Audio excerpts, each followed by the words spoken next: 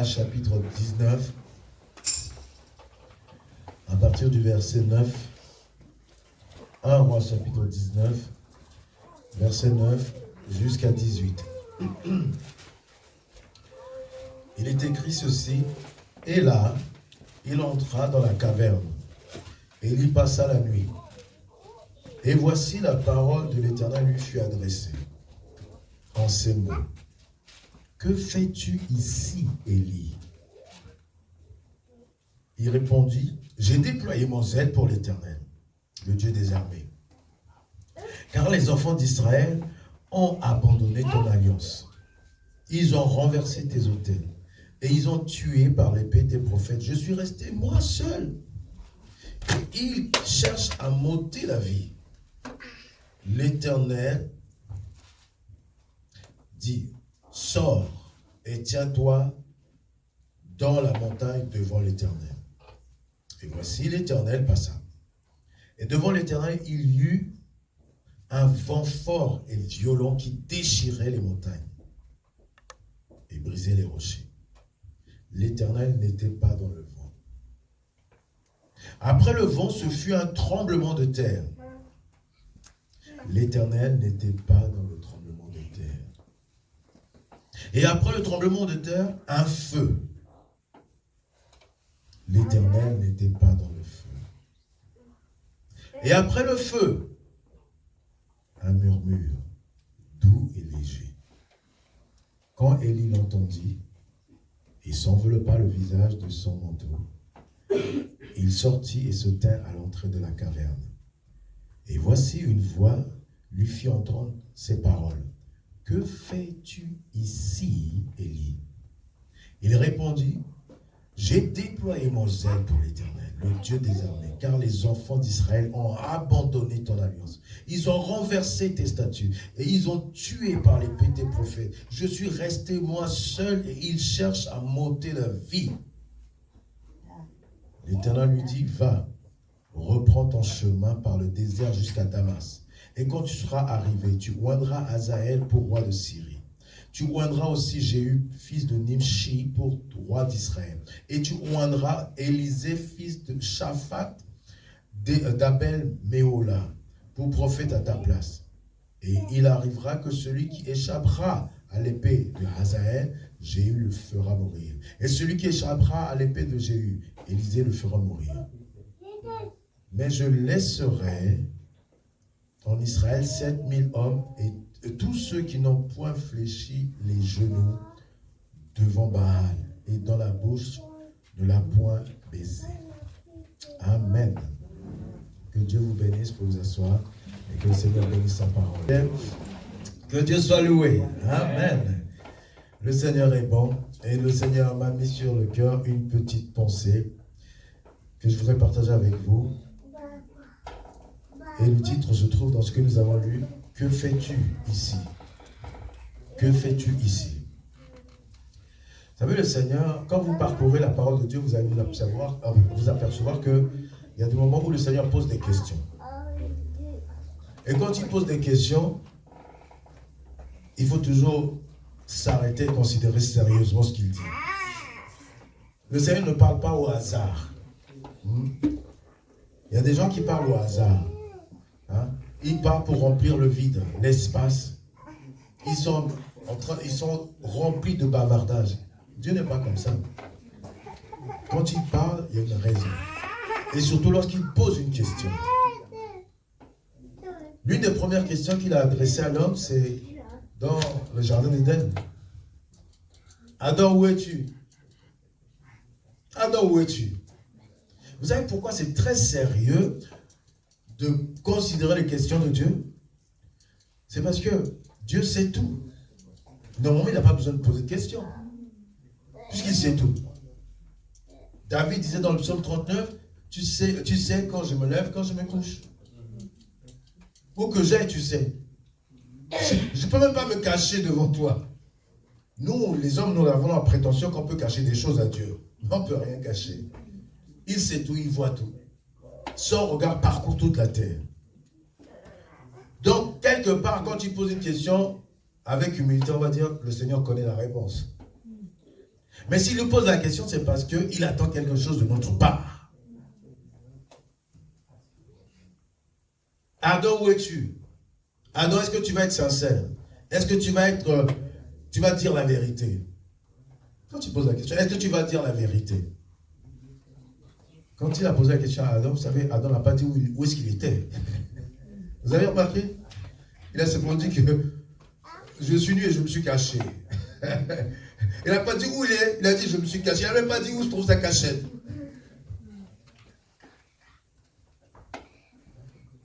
Et parfois c'est comme ça. Quand le Seigneur nous pose des questions, on ne répond pas exactement à ce qu'il nous demande.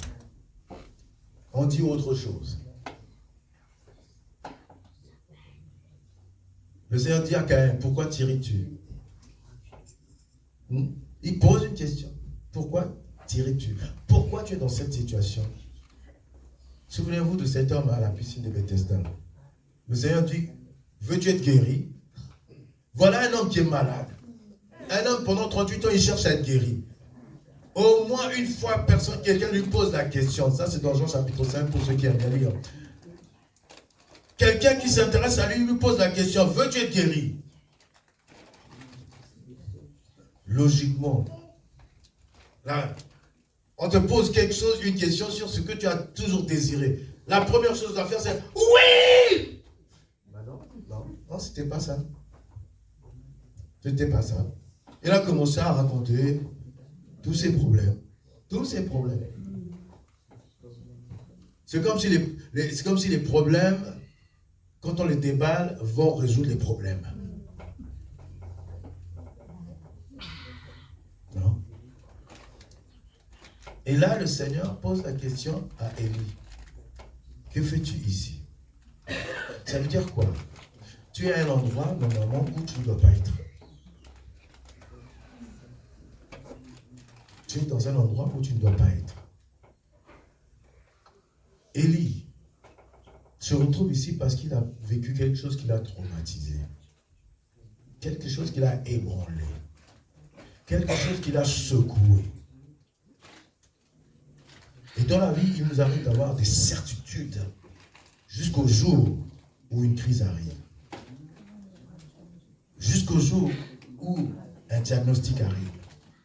Jusqu'au jour où, tout d'un coup, on voit un événement qui ne fonctionne pas comme il devrait fonctionner. Jusqu'au jour. Élie était un homme. Quand on parle d'Élie, souvent on parle du prophète de feu. Celui qui envoie le feu. Celui qui parle et le ciel se ferme 3 ans et demi. Et ensuite il parle, le ciel s'ouvre. Jacques chapitre 5 nous dit ceci. Élie parle 3 ans et demi, le ciel est fermé. Ensuite il parle, le ciel s'ouvre. On regarde cet aspect d'Élie, on est impressionné. Quel homme! Et la preuve, c'est que souvent, les gens qui servent le Seigneur, ils veulent être des prophètes, capables de déclarer des choses qui impressionnent.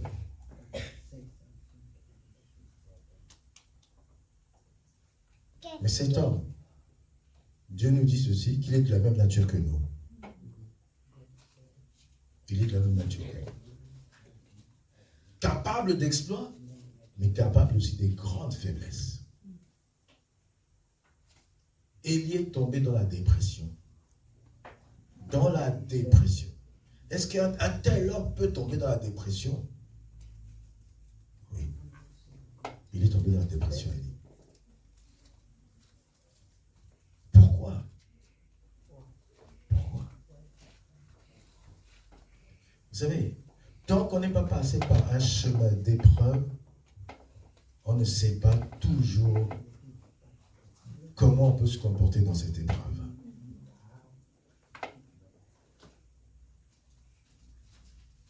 Voilà que Élie, Dieu l'a appelé. Il vient, il est capable de parler en face du roi. Et à un moment donné, Dieu l'appelle à faire une démonstration de puissance devant des prophètes de Baal, d'Astarté. Plus nombreux.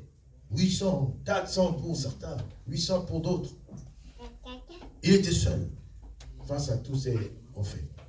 Il a fait une démonstration et il était persuadé qu'après cette démonstration, tout le peuple va revenir à Dieu et vont dire, oui, prophète Élie, tu es quelqu'un, toi.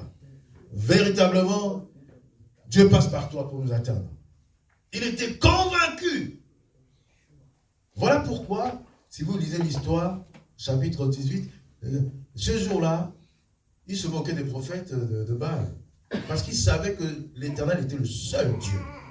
Il était le seul et c'est lui qui est capable de répondre. Donc il était certain de cela. Il était certain que ça va marcher. Plein pot. Effectivement, il a fait une démonstration. Il s'est dit, Jézabel, c'est fini pour elle. C'est fini pour elle.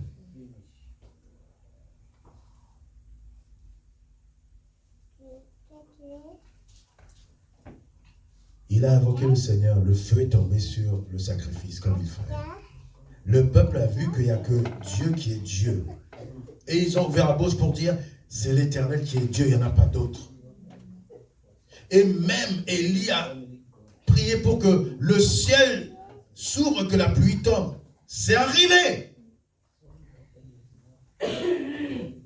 Mais maintenant, c'est arrivé. Il a éliminé tous les prophètes de Baal et d'Astarté. Là, il était convaincu que ça y est, c'est la victoire totale. Rien d'autre ne peut arriver. Mais Jézabel, on ne va pas parler trop de Jézabel, ce n'est pas le sujet, c'est pas là le Seigneur veut nous conduire, mais Jézabel lui a dit, Élie, ce que tu as fait à mes prophètes là, je vais te le faire. Mais je me suis toujours posé la question, comment tu dis qu'il a résisté à plus de 400 prophètes d'Astarté, 800 de l'autre, et une femme se lève et dit, ce que tu as fait là, je vais te le faire. Tout d'un coup, toute la certitude d'Élie, tout en lui s'est ébranlé. Il a oublié le Dieu qui a répondu par le feu. Il a oublié tout d'un coup. Il a oublié que, en priant, le ciel s'est ouvert, que la pluie est tombée. Et c'est là que le Seigneur m'amène à cette question. N'as-tu jamais fait face à une crise dans ta vie? Une crise qui t'a totalement ébranlé. Totalement ébranlé. Et pourtant, tu as eu l'occasion de voir Dieu à l'œuvre. Tu as eu l'occasion de goûter même à la puissance d'en haut. Et puis voilà qu'une crise arrive. Cette crise est tellement puissante que ça t'a ébranlé. Tu n'arrives plus à te souvenir de la puissance de ton Dieu, de sa capacité à agir, de sa capacité à transformer les choses. La crise est telle que tu ne parles que de ça. Tu n'arrives pas à parler de ton Dieu. Dans ce que nous avons lu à 2 reprises, le Seigneur a dit à Élie, que fais-tu ici? Il a dit la même chose, Élie. Il a raconté ses problèmes. Parce qu'il était tellement saisi par ce qu'il a vécu qu'il n'arrive pas à se détacher de cela et penser au Seigneur. Recourir au Seigneur. Il est de la même nature que nous. C'est pourquoi il ne faut jamais croire que nous sommes meilleurs que d'autres. Nous ne sommes pas meilleurs que d'autres. La crise était telle que Élie a dit, c'est fini. Moi, je ne vais plus servir le Seigneur. Je veux mourir. C'est terminé.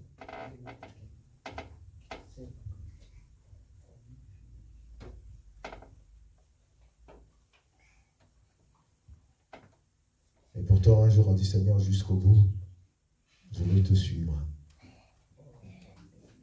Jusqu'au bout. Seigneur, jusqu'au bout.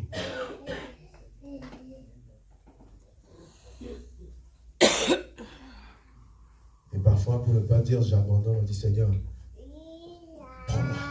Seigneur, prends ma vie. Comme ça, je ne ferai pas partie de ceux qui abandonnent ici-bas. Prends ma vie. Mais est-ce que le Seigneur t'a dit qu'il a fini avec toi? C'est lui qui t'a appelé. Est-ce qu'il a fini avec toi?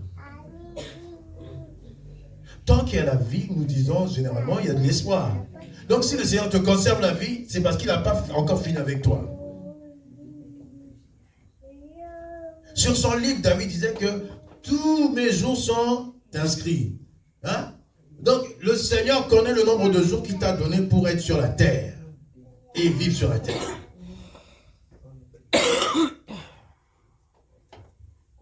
Totalement ébranlé, au point il dit, prends ma vie, je ne suis pas meilleur que les autres.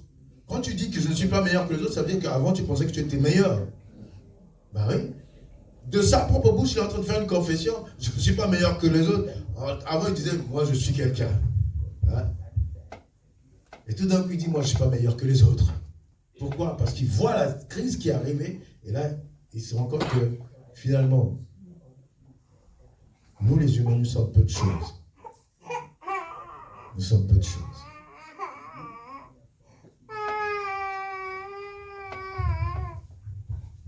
Mais Dieu est bon. Le Seigneur me dit de dire à quelqu'un ce matin qu'il est bon, qu'il est fidèle. Il n'abandonne pas ses serviteurs, ses enfants. Il n'abandonne pas. Il voit ce par quoi il passe. Il sait que parfois la force abandonne. Il sait que parfois on voudrait tenir bon, mais l'horizon semble ténébreux. Voilà pourquoi il vient à notre secours.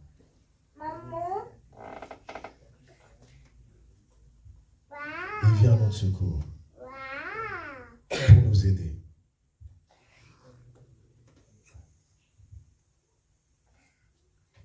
Parfois, quand on dit que le Seigneur n'est pas sensible à ce que nous vivons, le Seigneur veut nous rappeler cette parole aujourd'hui, Malachie 3,16. Il est dit, alors ceux qui craignent l'Éternel se parlèrent l'un à l'autre. L'Éternel fut attentif et écouta.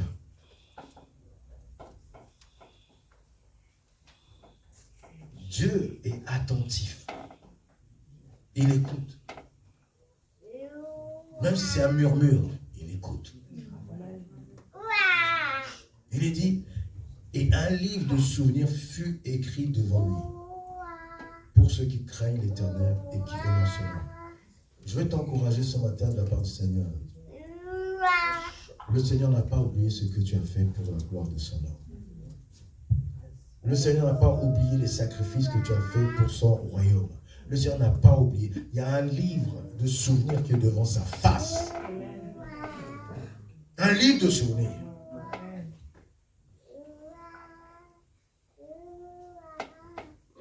Et il l'ouvre.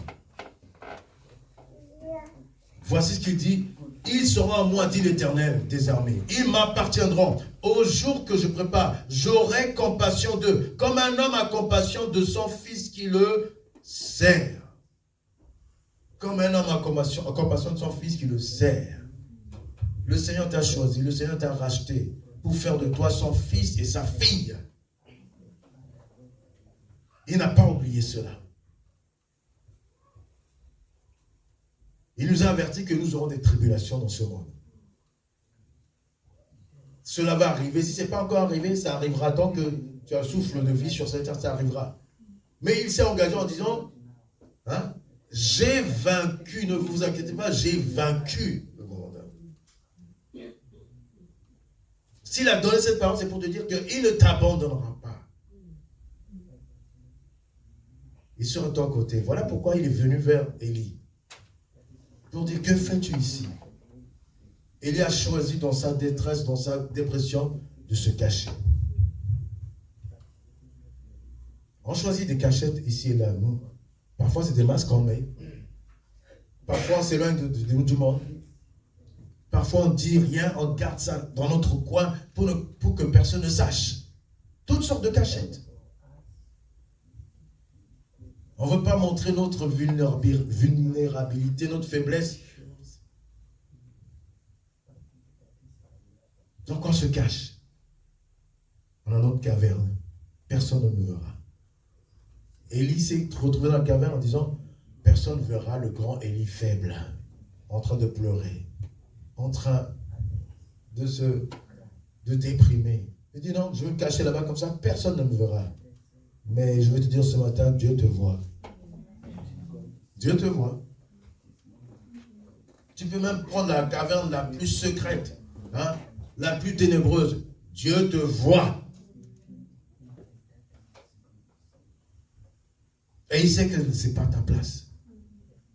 Il te dit ce matin, que fais-tu ici? Que fais-tu dans cette place-là? Il ne t'a pas appelé pour que tu sois dans les ténèbres là-bas. Il t'a appelé pour que tu viennes à la lumière. 1 Pierre 2,9 nous dit, vous au contraire, vous êtes une race élue, un sacerdoce royal, une nation sainte, un peuple acquis. Hein? Un peuple acquis.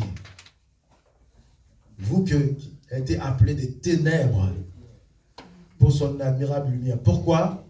Pour annoncer les vertus de celui qui vous a appelé des ténèbres, son admirable lumière. Il vous a appelé pour que vous soyez à sa louange. D'où des ténèbres.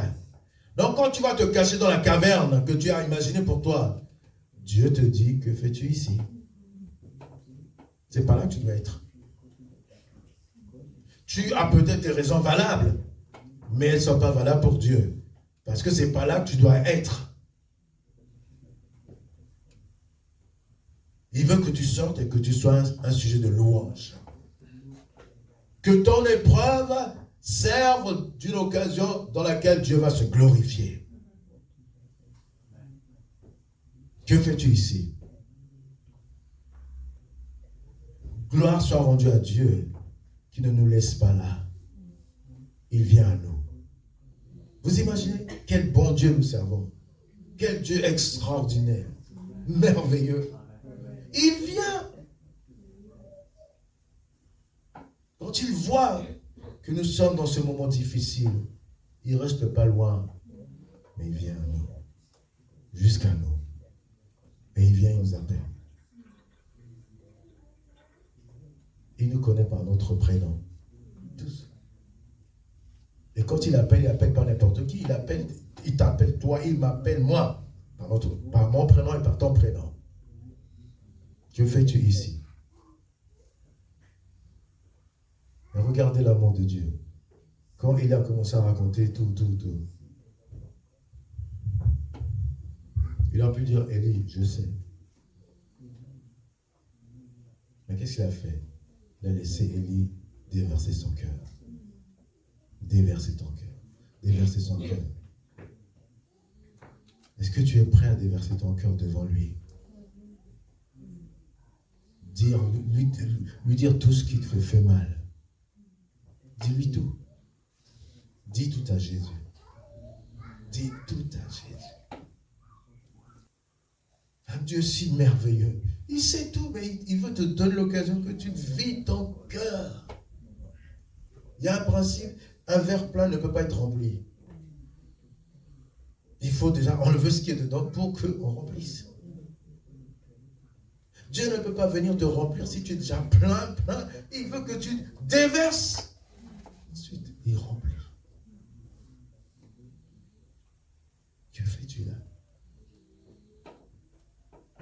Il a tout raconté, à deux reprises. Il n'est pas comme les êtres humains, le Seigneur, il dit, mais tu m'as déjà raconté ça. Tu me l'as déjà dit.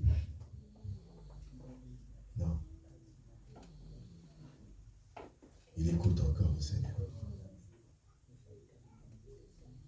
Pourquoi? Parce qu'il sait que ta place n'est pas là où tu es actuellement. Et il veut t'aider à sortir de là. Voilà pourquoi il prend le temps d'écouter. Jusqu'au bout. Jusqu'au bout.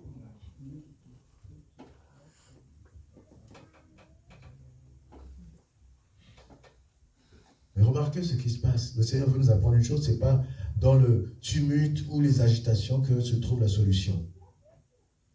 Vous avez remarqué? Il est dit qu'il y a eu un vent fort et violent qui a ébranlé tout, ça a déchiré le rocher. Mais le Seigneur n'est pas dedans. Non. Il y a eu du feu, tremblement de terre, mais il n'est pas dedans. Jusqu'à ce qu'il y ait une bise. Cette douceur. Parce que le Seigneur dit qu'il est humble, le doux de cœur. Il ne va pas venir faire du tapage, du tracas. Non, non, non. Il nous a appris une chose. Que ce n'est pas dans le tumulte de l'agitation que la solution se trouve ou comment on peut s'en sortir. Mais c'est dans le calme. Le calme et la tranquillité. Ésaïe 30,15, il nous dit, car ainsi par l'Éternel, le Saint d'Israël, c'est dans la tranquillité, le repos que sera votre salut. Et c'est dans le calme et la confiance que sera votre force. Le Seigneur aurait pu déclarer fortement là-bas, Élie, sors de là, qu'est-ce que tu fais là? C'est pas ta place. Le Seigneur est capable d'avoir une voix, comme on dit, des tumultes, des grandes eaux. Mais quand c'est son enfant qui passe par ce moment-là, il n'a pas besoin de venir avec fracas, mais simplement douceur, pour lui montrer c'est dans le calme et le repos, le calme et la confiance que se trouve votre force, dans la tranquillité et le repos que se trouve votre salut. Il peut parler alors, dans ce moment, à nos cœurs. Il peut nous éclairer. Il peut nous relever.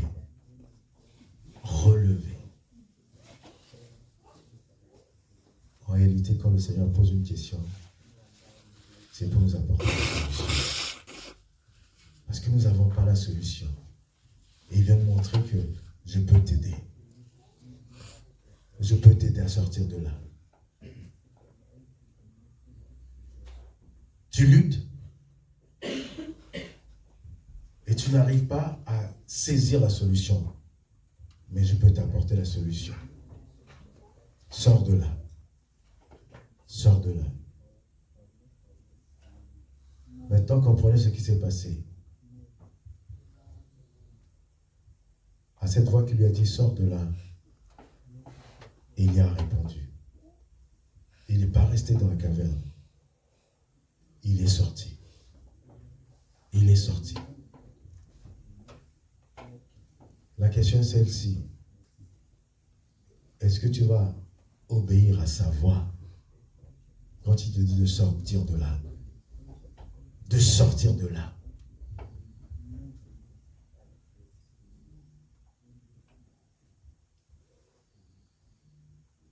L'obéissance est un acte de foi.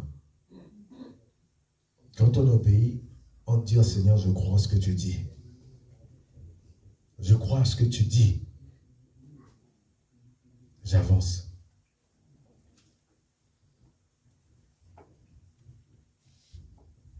Et tu pouvais dire au Seigneur, Seigneur, je suis là, je t'entends. Parle-moi, je t'entends. J'ai l'habitude, Seigneur. Mais le Seigneur dit, sors de là. Il y a un acte que nous devons faire. Il y a quelque chose de grand qui est devant nous. Je veux vous dire, frères et sœurs, nous sommes dans cette année de glorieuse transition. Glorieuse transition. On doit sortir de nos cavernes. On doit sortir de nos cavernes. Le Seigneur veut nous révéler ce qu'il tient en réserve pour nous. Il veut que nous accomplissions ce qu'il a préparé. La parole nous est donnée dans 1 Corinthiens chapitre 2 que Dieu a préparé des choses qui ne sont même pas montées au cœur de l'homme, qui ne sont pas parvenues à ses oreilles. Aucune sagesse humaine ne connaît cela. Mais il veut le révéler à ses enfants. Il dit que c'est pour ceux qui l'aiment. Amen. J'ai pris qu'il y ait quelqu'un qui aime Dieu ici dans ce lieu. qui aime Jésus de tout son cœur. Si tel est ton cas, Dieu a préparé quelque chose de glorieux, de puissant, de merveilleux. Amen. Que cela puisse être révélé. Que Dieu t'accorde un esprit de sagesse et de révélation dans sa volonté pour que tu saisisses ce qu'il tient en réserve pour toi. Élie était loin de penser à ce que Dieu préparait. Loin. Il ne savait même pas ce que Dieu allait faire avec lui. Son idée était fixée sur une chose. Seigneur, ça y est, c'est terminé pour moi. J'ai échoué. Mais laisse-moi te dire, même ton échec peut devenir un tremplin pour la victoire. Ton échec peut devenir une rampe de promotion, sans que tu le saches. Parce que le Seigneur nous dit, vous le connaissez par cœur, vous le répétez, Romains 8, 28, car nous savons du reste que toutes choses concourent au bien de ceux qui aiment Dieu et qui sont appelés selon son dessein. Toutes choses. Même lorsque tu penses que c'est un échec, laisse Dieu donner le mot final sur la situation. Laisse-le donner le mot final. Mais ce que tu as à faire, c'est de répondre à cette voix qui te dit, sors de là. Sors d'ici, viens. Viens recevoir, viens entendre. Viens la révélation.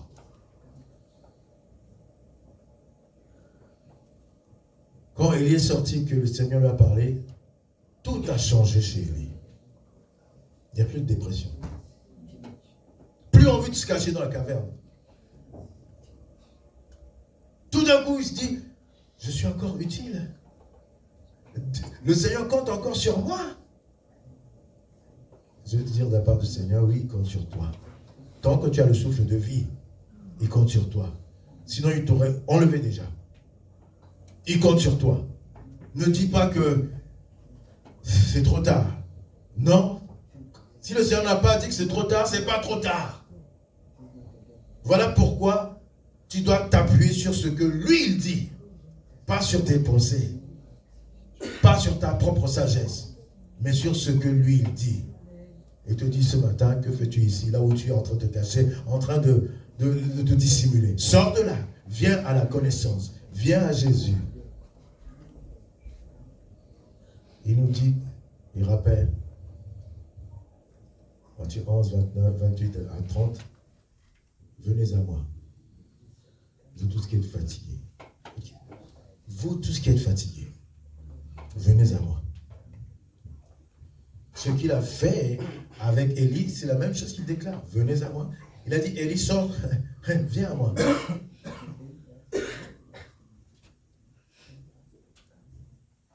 Viens à moi, tu vas trouver du repos. Prends mon joug, reçois mon instruction, tu vas trouver du repos. Regarde dans quel état tu es. Est-ce que tu as solutionné quelque chose? Rien. Mais viens à moi maintenant, reçois mon instruction et tu auras la solution. Le Seigneur veut nous aider.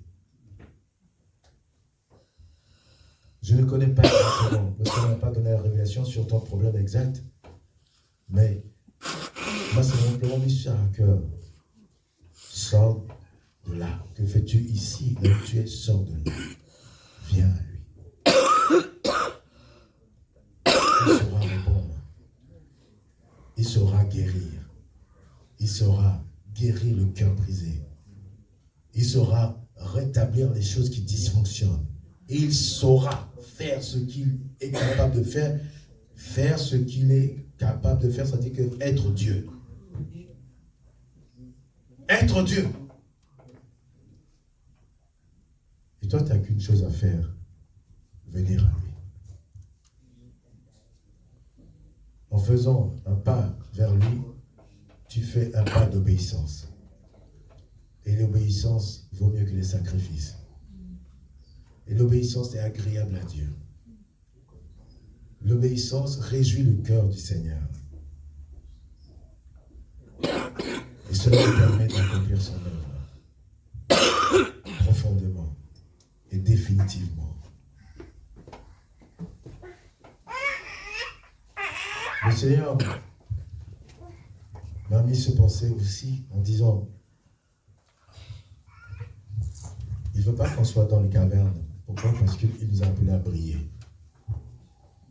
À briller. Élie dans la caverne ne sert à rien. Malgré l'appel puissant sur sa vie, il ne sert à rien dans la caverne. Mais dehors, exposé, il peut oindre Jéhu. Il pouvait oindre Azaël. Il pouvait oindre Élisée. Il pouvait contribuer à l'avancement de la volonté de Dieu. Dans la caverne, cachée dans les ténèbres, mais dehors, exposé, il manifeste la volonté de Dieu. C'est là que le Seigneur dit que nous sommes la lumière. On ne peut pas être caché. On ne peut pas être caché.